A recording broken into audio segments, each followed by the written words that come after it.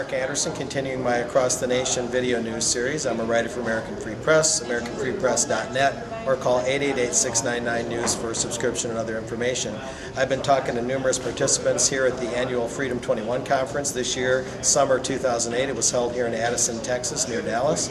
And presidential candidate for the Constitution Party, Chuck Baldwin, is my guest today. He gave a very encouraging speech to the people that are facing these intractable problems, it seems, for our nation.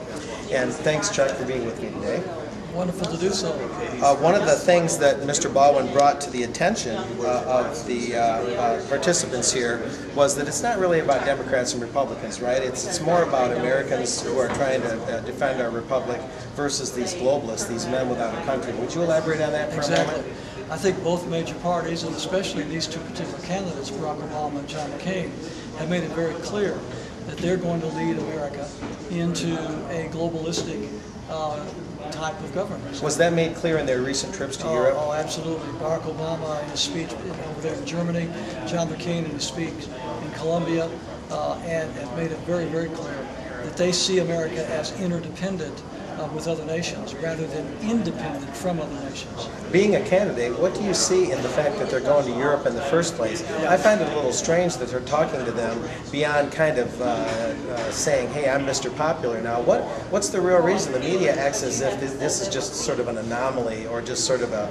publicity stunt. What's it really about? I think what it's about is preparing the American people for this globalistic internationalism that they envision for America. Hence the president of the world sort of, you have to appeal to people beyond America. The unification of the countries of the world under a common government.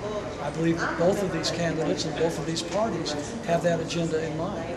Now, back to the domestic front, you had mentioned, and I thought it was very interesting, this had been mentioned online, perhaps in your column some time back, about that in terms of the growth of the globalist society and the subversion of the U.S. that has to happen before that globalist society could happen, that pastors are sort of being enlisted, if you will, you happen to be a pastor, to be apologists for the state, even disciples of the state, if I may use a word, to encourage the abandonment of the Second Amendment rights of Americans, to encourage people to be docile and obedient just for the sake of being obedient.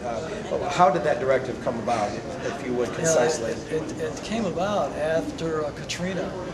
My understanding is that was the precursor for it.